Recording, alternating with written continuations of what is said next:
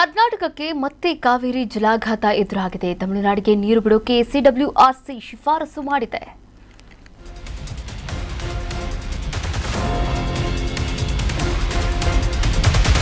ಕರ್ನಾಟಕಕ್ಕೆ ಮತ್ತೆ ಕಾವೇರಿ ಜಲಾಘಾತ ಎದುರಾಗಿದೆ.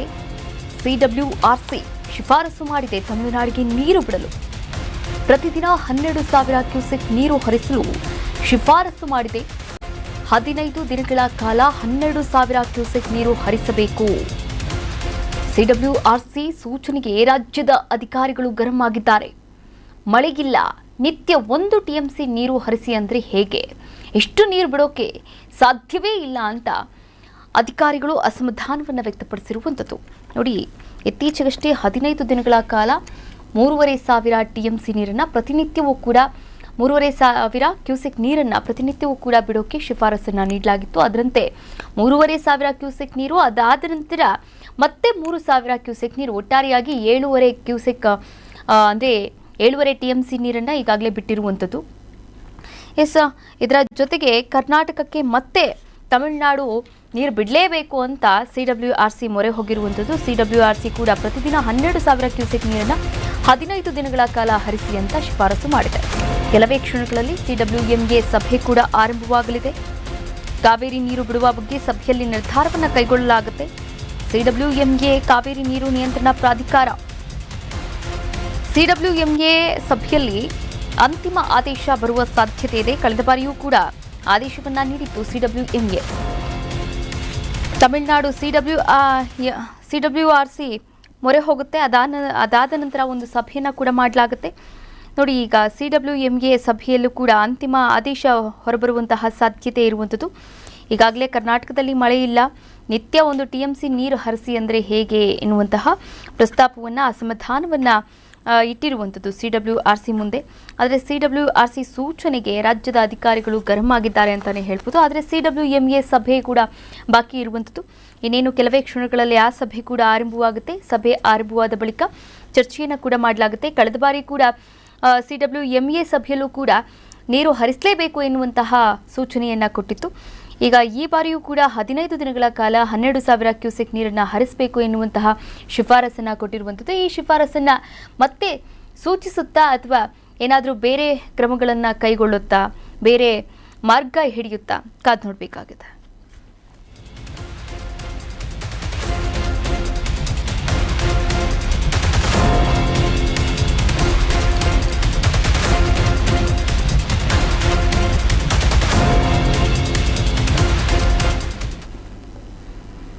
ಸಿಡಬ್ಲ್ಯೂಆರ್ಸಿ ಶಿಫಾರಸು ಬಗ್ಗೆ ಸಿಎಂ ಡಿಕೆ ಶಿವಕುಮಾರ್ ಅವರು ರಿಯಾಕ್ಟ್ ಮಾಡಿದ್ದಾರೆ. ನೀರು ಬಿಡಬೇಕು ಅಂತ ಈಗ ಆದೇಶ ಬಂದಿದೆ ಎಂದಿದ್ದಾರೆ.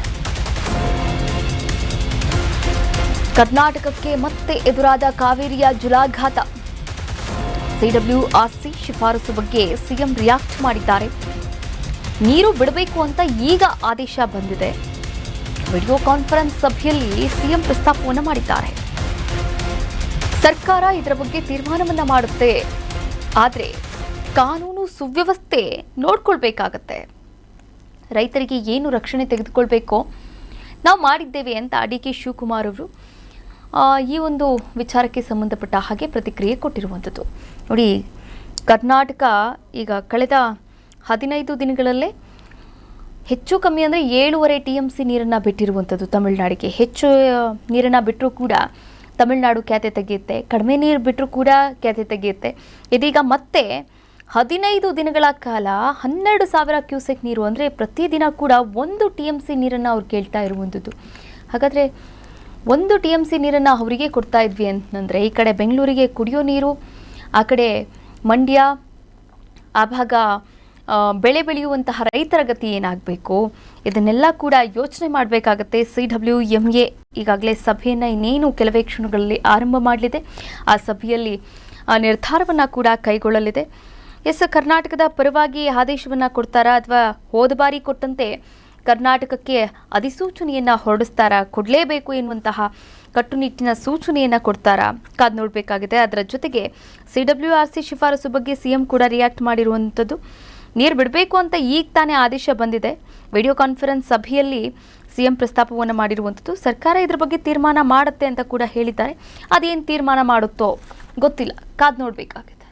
ಈಗ 14-15 ಸಾವಿರ ಕ್ಯೂಸೆಕ್ ನೀರು ಬಿಡಬೇಕು ಅಂತ ಈಗ ನಂಗೆ ಡೈರೆಕ್ಷನ್ಸ್ ಬಂದಿದೆ. ಈಗ 12 ಸಾವಿರ ಏನೋ ಬರಬೇಕು ಅಂತಿದೆ. ಇದನ್ನ government will take A decision. ನಮ್ಮ ಇರಿಗೇಷನ್ ಮಿನಿಸ್ಟ್ರು ನಾವೆಲ್ಲ ಕೂತ್ಕೊಂಡು ಪರಿಸ್ಥಿತಿ ನೋಡ್ಬಿಟ್ಟು ಯಾವ ರೀತಿ ಮಾಡಬೇಕು ಅಂತ, ಈಗ ಎಷ್ಟು ನೀರು ಹೋಗ್ತಾ ಇದೆ ಅಂತ ಗೊತ್ತಾಗಿದೆ. ಲಾ ಅಂಡ್ ಆರ್ಡರ್ ಬಹಳ ಹುಷಾರಾಗಿ ನೀವು SP ಅವರಿಬ್ರು ಸೇರಿ ನಾಳೆ ಬೆಳಗ್ಗೆ ಸುಮ್ಮನೆ ಅನ್ನೆಸೆಸರಿ ಏನು ಕ್ರಿಯೇಷನ್ ಆಗಬಾರ್ದು. ನೀರು ಬರ್ತಾ ಇದೆ, ನೀರು ಬರೋದನ್ನ ನಾವು ಹಿಡಿದು ಇಟ್ಕೊಳಕ್ ಆಗಲ್ಲ. ಎಷ್ಟು ನೀರು ಕಬ್ಬನಿಂದ ಬಿಡಕ್ಕಾಗ್ತದೋ ಅದನ್ನ ಬಿಡೋಣ, ಮಿಕ್ಕಿದ್ದು ಮಾಡೋಣ. ಫಾರ್ಮರ್ಸ್ಗೆಲ್ಲ ಯಾವ ರೀತಿ ಎಜುಕೇಟ್ ಮಾಡಬೇಕು, ಅವ್ರಿಗೆಲ್ಲ ಏನ್ ರಕ್ಷಣೆ ಮಾಡಬೇಕು ನಾವು ಅಲ್ಲೇ ಮಾಡಿದೀವಿ ನಾವು, ಅದು ಬೇರೆ ವಿಚಾರ. ಸೊ ನೆಕ್ಸ್ಟ್ 3-4 ಡೇಸ್ ಅಲ್ಲೇ ಕೆಲವು ಮೀಟಿಂಗ್ ತೆಗೆದುಕೊಳ್ತೇವೆ. ಈಗ ಎಸ್, ಈ ವಿಚಾರಕ್ಕೆ ಸಂಬಂಧಪಟ್ಟ ಹಾಗೆ ನಮ್ಮ ಪ್ರತಿನಿಧಿ ಅಭಿಷೇಕ್ ದೂರವಾಣಿ ಸಂಪರ್ಕದ ಮೂಲಕ ಜಾಯಿನ್ ಆಗ್ತಾ ಇದ್ದಾರೆ. ಮತ್ತಷ್ಟು ಅಪ್ಡೇಟ್ಸ್ ಕೂಡ ನೀಡ್ತಾ ಹೋಗ್ತಾರೆ. ಅಭಿಷೇಕ್, ಈಗಾಗಲೇ 3,500 ಕ್ಯೂಸೆಕ್ ನೀರನ್ನ ಬಿಡಿ ಅಂತ 15 ದಿನಗಳ ಕಾಲ ಒಂದು ಆದೇಶವನ್ನ ಕೊಡ್ತು. ಆ ಒಂದು ಆದೇಶದ ಪ್ರಕಾರದಂತೆ ಬಿಟ್ಟಿರುವಂಥದ್ದು. ಅದರ ಜೊತೆಗೆ ಹೆಚ್ಚುವರಿಯಾಗಿಯೂ ಕೂಡ ಬಿಟ್ಟಿರುವಂಥದ್ದು 3.5 TMC, ಒಟ್ಟಾರೆಯಾಗಿ 7 TMC ನೀರನ್ನ ತಮಿಳುನಾಡಿಗೆ ಬಿಟ್ಟಿದೆ. ಆದರೆ ಮತ್ತೆ ಖ್ಯಾತಿ ತೆಗೆದಿರುವಂಥದ್ದು ಪ್ರತಿದಿನ 12,000 ಕ್ಯೂಸೆಕ್ ನೀರನ್ನ ಹರಿಸಬೇಕು 15 ದಿನಗಳ ಕಾಲ ಅಂತ ಈಗಾಗಲೇ CWRC ಸೂಚನೆಯನ್ನ ಕೊಟ್ಟಿರುವಂಥದ್ದು. ಎಸ್, ಈ ಒಂದು ವಿಚಾರಕ್ಕೆ ಸಂಬಂಧಪಟ್ಟಂತೆ ಏನೆಲ್ಲ ಅಪ್ಡೇಟ್ಸ್ ಲಭ್ಯವಿದೆ? ಕಾವ್ಯ, ನಿಜಕ್ಕೂ ಕೂಡ ಇವತ್ತು ಕರ್ನಾಟಕ ರಾಜ್ಯದ ಪಾಲಿಗೆ ಮತ್ತೊಂದು ಆಘಾತ ಅಂತಾನೆ ಹೇಳಬಹುದು. ಯಾಕಂತಂದ್ರೆ ಕಳೆದ ವಾರವಷ್ಟೇ ಏನು CWMA ಏನು ಕರ್ನಾಟಕ ಏನು ನಿತ್ಯ 3,500 ನೀರನ್ನ ಕ್ಯೂಸೆಕ್ ನೀರನ್ನ ತಮಿಳುನಾಡಿಗೆ ರಾಜ್ಯಕ್ಕೆ ಬಿಡ್ಬೇಕು ಅನ್ನುವಂತ ಆದೇಶವನ್ನ ಎತ್ತಿಡಿಯಿತು. ಈಗ ಅದರ ಮುಂದುವರಿದ ಭಾಗವಾಗಿ ಇದೀಗ ಮತ್ತೆ ತಮಿಳುನಾಡಿಗೆ ನಿತ್ಯ 12,500 ಏನು ಕ್ಯೂಸೆಕ್ ನೀರನ್ನ ಕರ್ನಾಟಕ ಸರ್ಕಾರ ಹರಿಸ್ಬೇಕನ್ನುವಂತ ವಿಚಾರವನ್ನ CWRC ಎತ್ತಿ ಹಿಡಿದಿರುವಂತದ್ದು. ಮೇಲ್ನೋಟಕ್ಕೆ ರಾಜ್ಯಕ್ಕೆ ಇದು ದೊಡ್ಡ ರೀತಿಯ ಒಂದು ಅನ್ಯಾಯ ಅಂತಾನೆ ಹೇಳ್ಬೋದು. ಯಾಕಂತಂದ್ರೆ ಒಂದು ಕಡೆ ರೈತರು ಬೆಳೆಗಳಿಗೆ ನೀರಿಲ್ಲದೆ ಕಂಗಾಲಾಗಿದ್ದಾರೆ. ತಾವು ಬೆಳೆದಂತ ಬೆಳೆಗಳಿಗೆ ಈಗಾಗಲೇ ಸಾಕಷ್ಟು ಮಟ್ಟದಲ್ಲಿ ಹಾನಿ ಆಗಿದೆ ಅಂತ ತಮ್ಮ ಒಂದು ಅಳಲನ್ನ ತೊಳ್ಕೊಡ್ತಿದ್ದಾರೆ. ಇದರ ನಡುವೆ ಮಂಡ್ಯ ಆಗಿರ್ಬೋದು, ಮೈಸೂರು ಆಗಿರ್ಬೋದು, ಈ ಭಾಗದ ರೈತರು ಕೂಡ ಏನೋ ತಮಗೆ ಬೆಳೆದಂತ ಬೆಳೆಗಳಲ್ಲಿ ಸಂಪೂರ್ಣವಾಗಿ ಹಾಳಾಗಿದೆ ಅನ್ನುವಂತ ಅಸಮಾಧಾನವನ್ನ ಹೊರಹಾಕ್ತಿರುವಂತದ್ದು. ಜೊತೆಗೆ ಕರ್ನಾಟಕ ಸರ್ಕಾರ ಯಾವುದೇ ರೀತಿಯಲ್ಲೂ ಕೂಡ ತಮಿಳುನಾಡಿಗೆ ನೀರನ್ನ ಬಿಡಬಾರದು ಅನ್ನುವಂತ ಒಂದು ವಾದವನ್ನ ಮಾಡ್ತಿರುವಂತದ್ದು. ಆದ್ರೆ ಈ ನಿಟ್ಟಿನಲ್ಲಿ ಇದೀಗ ಮತ್ತೆ 15 ದಿನಗಳ ಕಾಲ 12,000 ಕ್ಯೂಸೆಕ್ ನೀರನ್ನ ಬಿಡುವಂತೆ CWRC ಏನು ಆದೇಶ ಹೊರಡಿಸಿದೆ. ಇದು ನಿಜವಾಗ್ಲೂ ಕೂಡ ಕರ್ನಾಟಕ ರಾಜ್ಯಕ್ಕೆ ಬಹಳ ಒಂದು ಪೆಟ್ಟು ಬಿಡ್ದಿದೆ ಅಂತಾನೆ ಹೇಳ್ಬೋದು. ಯಾಕಂತಂದ್ರೆ ಬಹಳ ಅಣೆಕಟ್ಟುಗಳಲ್ಲಿ ಕೂಡ ಇದೀಗ ಒಂದು ಕಡೆ ಮಳೆ ಆಗ್ತಿದ್ರು ಕೂಡ ನಿರೀಕ್ಷಿತ ಪ್ರಮಾಣದಲ್ಲಿ ಏನೋ ಇನ್ಫ್ಲೋ ಅರಿವು ಇನ್ನೂ ಕೂಡ ನಿರೀಕ್ಷಿತ ಮಟ್ಟದಲ್ಲಿ ಇಲ್ಲದೆ ಇರುವಂತ ಕಾರಣ ಮತ್ತೆ ಇದೀಗ ನೀರು ಬಿಡೋದಕ್ಕೆ ಎಲ್ಲಿಂದ ಸಾಧ್ಯ ಅನ್ನುವಂತ ಪ್ರಶ್ನೆ ಕೂಡ ರಾಜ್ಯದ ಅಧಿಕಾರಿಗಳು ಕೇಳ್ತಿರುವಂತದ್ದು. ಇತ್ತ CM DK ಶಿವಕುಮಾರ್ ಕೂಡ ಏನು ಈ ಒಂದು ಆದೇಶಕ್ಕೆ ಪ್ರತಿಕ್ರಿಯೆಯನ್ನ ನೋಡಿದ್ದಾರೆ. ನಮ್ಮ ಇನ್ಫ್ಲೋ ಎಷ್ಟಿದೆ ಅದರ ಆಧಾರದ ಮೇಲೆ ನಾವು ಅಧಿಕಾರಿಗಳ ಜೊತೆ ಸಭೆ ನಡೆಸಿ ಈ ಒಂದು ಮುಂದಿನ ನಿರ್ಧಾರವನ್ನ ತೆಗೆದುಕೊಳ್ತೇವೆ ಅನ್ನುವಂತ ಒಂದು ಮಾತುಗಳನ್ನ ಹೇಳ್ತಿರುವಂತದ್ದು. ಆದ್ರೆ ಇತರ ಕನ್ನಡ ಪರ ಸಂಘಟನೆಗಳಾಗಿರ್ಬೋದು, ಸಾಮಾಜಿಕ ಹೋರಾಟಗಾರರಾಗಿರ್ಬೋದು, ಜೊತೆಗೆ ಏನು ಒಂದಷ್ಟು ನೀರಾವರಿ ತಜ್ಞರವರು ಕೂಡ ಆಗಿರ್ಬೋದು, ಕರ್ನಾಟಕ ರಾಜ್ಯಕ್ಕೆ ಇದೀಗ ಕುಡಿಯುವ ನೀರಿನ ಅಭಾವ ಕೂಡ ಸೃಷ್ಟಿಯಾಗಿದೆ. ಇಂತಹ ಸಂದರ್ಭದಲ್ಲಿ ನಾವು ತಮಿಳುನಾಡಿಗೆ ನೀರನ್ನ ಬಿಟ್ಟಿದ್ದೆ ಆದಲ್ಲಿ ಬೆಂಗಳೂರು ಸಮೇತ ಅನೇಕ ಭಾಗಗಳಲ್ಲಿ ಕುಡಿಯುವ ನೀರಿನ ಸಮಸ್ಯೆ ಉದ್ಭವ ಆಗುತ್ತೆ. ಆಗ ನಿಜವಾಗ್ಲೂ ಕೂಡ ರಾಜ್ಯದ ಪರಿಸ್ಥಿತಿ ಶೋಚನೀಯ ಪರಿಸ್ಥಿತಿಗೆ ತಲುಪುತ್ತೆ ಅನ್ನುವಂತ ಮಾತುಗಳನ್ನು ಹೇಳ್ತಿರುವಂತದ್ದು. ಈಗಾಗಲೇ 13ನೇ ತಾರೀಕು ಕರ್ನಾಟಕ ಬಂದ್ ಮಾಡುವ ವಿಚಾರಕ್ಕೆ ನೀರಸ ಒಂದು ಪ್ರತಿಕ್ರಿಯೆ ಲಭ್ಯ ಆಗ್ತಿದೆ. ಒಂದಷ್ಟು ಜನ ಬಂದ್ ಮಾಡ್ಬೇಕು ಅನ್ನುವಂತ ಬೆಂಬಲನ ಕೊಡ್ತಿದೆ. ಒಂದು ಕಡೆ ಬಂದಿನಿಂದ ಕೆಲವೊಂದಷ್ಟು ಸ್ವಯಂ ಪ್ರೇರಿತರಾಗಿ ಹಿಂದೆ ಪಡ್ತಿದ್ದಾರೆ. ಆದ್ರೆ ಈಗ ಮತ್ತೆ ಇದೀಗ ಕಾವೇರಿ ವಿಚಾರ ಮುನ್ನೆಲೆಗೆ ಬಂದಿರೋದ್ರಿಂದ ಮತ್ತೆ ಕರ್ನಾಟಕ ಪಾಲಿಗೆ ಇದೆಷ್ಟು ಮಟ್ಟಿಗೆ ಇಂಪ್ಯಾಕ್ಟ್ ಆಗುತ್ತೆ ಕೂಡ ನೋಡ್ಬೇಕಾಗುತ್ತೆ. ಕರ್ನಾಟಕ ಯಾವ ಒಂದು ನಿಲುವನ್ನ ಇಟ್ಕೊಂಡು ಮುಂದಿನ ಒಂದು ಹೋರಾಟನ ಮಾಡುತ್ತೆ. CWRC ಇನ್ನೇನು ಕೆಲವೇ ಕ್ಷಣಗಳಲ್ಲಿ CWMA ಸಭೆ ಕೂಡ ಆರಂಭ ಆಗುತ್ತೆ. ಅಲ್ಲಿ ಏನಾದ್ರು ಕರ್ನಾಟಕಕ್ಕೆ ಮತ್ತೆ ಹಿನ್ನಡೆ ಆಗುತ್ತಾ, ಯಾವ ಒಂದು ನಿರ್ಧಾರವನ್ನ CWMC ಒಂದು ಆದೇಶವನ್ನ ಕೊಡುತ್ತೆ ಅನ್ನೋದು ಕೂಡ ಕಾದು ನೋಡ್ಬೇಕಾಗುತ್ತೆ. ಕಾವ್ಯ, ಥ್ಯಾಂಕ್ ಯು ಅಭಿಷೇಕ್, ತಮ್ಮೆಲ್ಲ ಡೀಟೇಲ್ಸ್ಗೆ ಧನ್ಯವಾದಗಳು.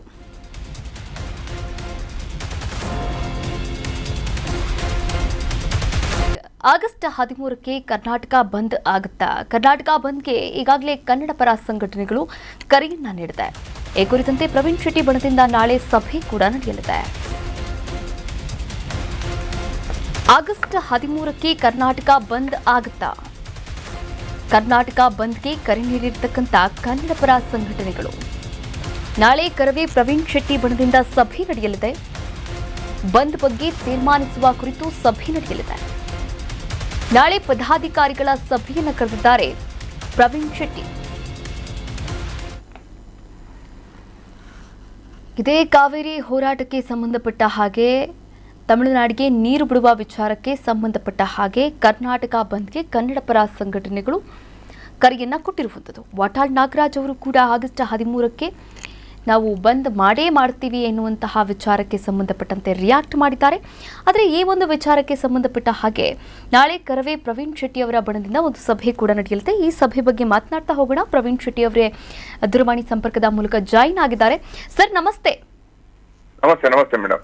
ಸರ್, ಮೊನ್ನೆ ತಾನೇ 3,500 TMC 4 TMC ನೀರನ್ನು ಹರಿಸಿರುವಂಥದ್ದು, ಮತ್ತೆ ಅದೇ ಆಘಾತ ಕರ್ನಾಟಕಕ್ಕೆ ಎದುರಾಗ್ತಾ ಇರುವಂಥದ್ದು. ಆದರೆ ಈ ವಿಚಾರದಲ್ಲಿ ಕರ್ನಾಟಕ ಸರ್ಕಾರ ಯಾವ ರೀತಿ ಎಡುತ್ತಾ ಇದೆ ಸರ್?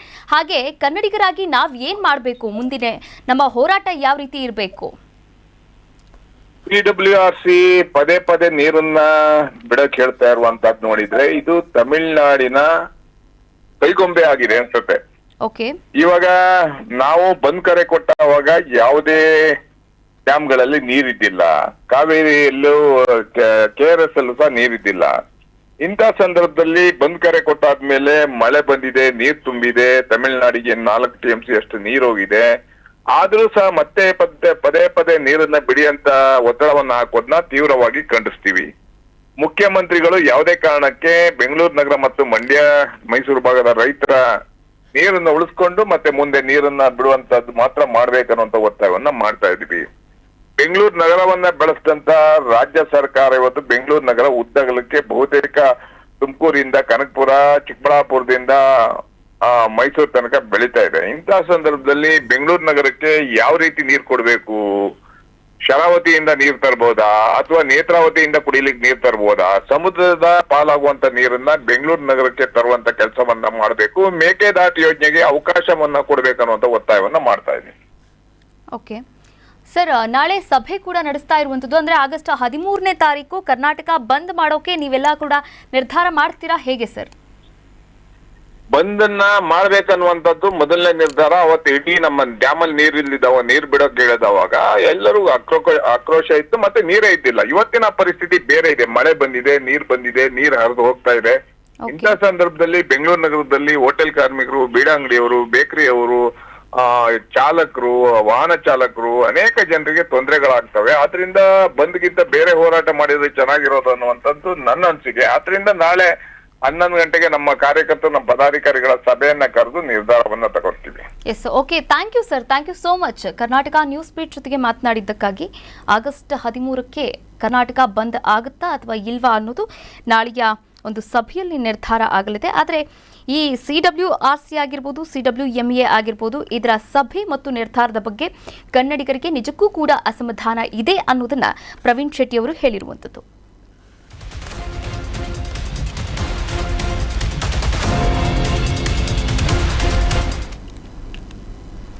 ತಮಿಳುನಾಡಿಗೆ ಮತ್ತೆ ನೀರು ಬಿಡುವಂತೆ ಆದೇಶ ಕೊಟ್ಟಿರತಕ್ಕಂಥ ವಿಚಾರಕ್ಕೆ ಸಂಬಂಧಪಟ್ಟ ಹಾಗೆ ಸಚಿವ ಚಲುವರಾಯಸ್ವಾಮಿ ಪ್ರತಿಕ್ರಿಯೆ ಕೊಟ್ಟಿದ್ದಾರೆ.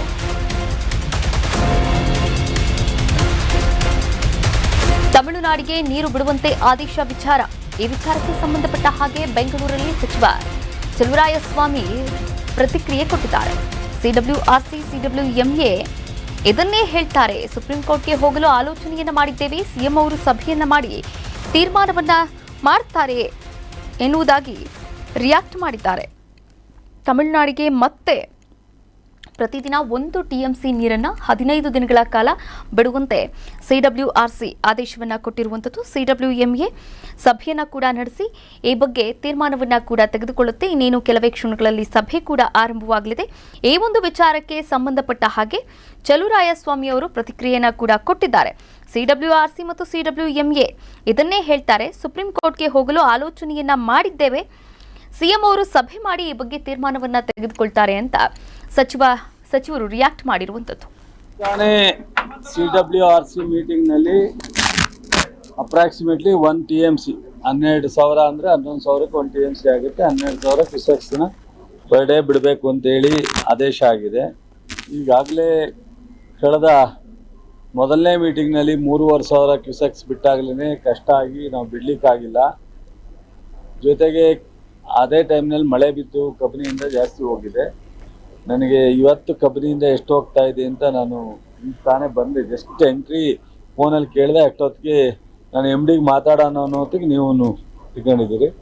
ಬಹುಶಃ ಈಗ ಎಷ್ಟು ಹೋಗ್ತಾ ಇದೆ ಅಂತ ನಿಮಗೂ ಗೊತ್ತಿದೆ ಅಂತ ಕಾಣುತ್ತೆ. ಸೊ ಇನ್ಫ್ಲೋ ಬಂದರೆ, ಮಳೆ ಬಿದ್ದರೆ ನಮಗೇನು ತೊಂದರೆ ಇಲ್ಲ. ಮಳೆ ಬೀಳದೆ ಕಡಿಮೆ ಆಯ್ತಾ ಬಂದರೆ ಇನ್ಫ್ಲೋ ಕಬಿನಿನಲ್ಲಿ, ಆರಂಗಿನಲ್ಲಿ, ಹೇಮಾವತಿನಲ್ಲಿ, KRS ಅಲ್ಲಿ ನಿಂತೋದ್ರೆ ನಮಗೆ ಕುಡಿಯೋ ನೀರಿನ ಸಮಸ್ಯೆ ಇದೆ. ನಾವು ತಿರ್ಗಾ CWMAನೂ ಇದೇ ಕೊಡ್ತಾರೆ, CWRCನೂ ಇದೇ ಕೊಡ್ತಾರೆ. ನಾವೀಗಾಗಲೇ ಸುಪ್ರೀಂ ಕೋರ್ಟ್ ಹೋಗ್ಬೇಕು ಅಂತ ಹೇಳಿ ಆಲೋಚನೆ ಮಾಡಿರೋದ್ರಿಂದ ನಮ್ಮ ಮುಖ್ಯಮಂತ್ರಿಗಳು, ನೀರಾವರಿ ಸಚಿವರು ಈಗಾಗಲೇ ಒಂದು ಆಲೋಚನೆ ಮಾಡಿರ್ತಾರೆ. ಇವತ್ತು ಮೀಟಿಂಗ್ ಇದೆ, ನಂತರ ಅದು ತೀರ್ಮಾನವನ್ನು ತಗೋತೀವಿ. ಕರ್ನಾಟಕ ನ್ಯೂಸ್ ಬೀಟ್ ಫಾಲೋ ಮಾಡಿ, ಸಬ್ಸ್ಕ್ರೈಬ್ ಮಾಡಿ.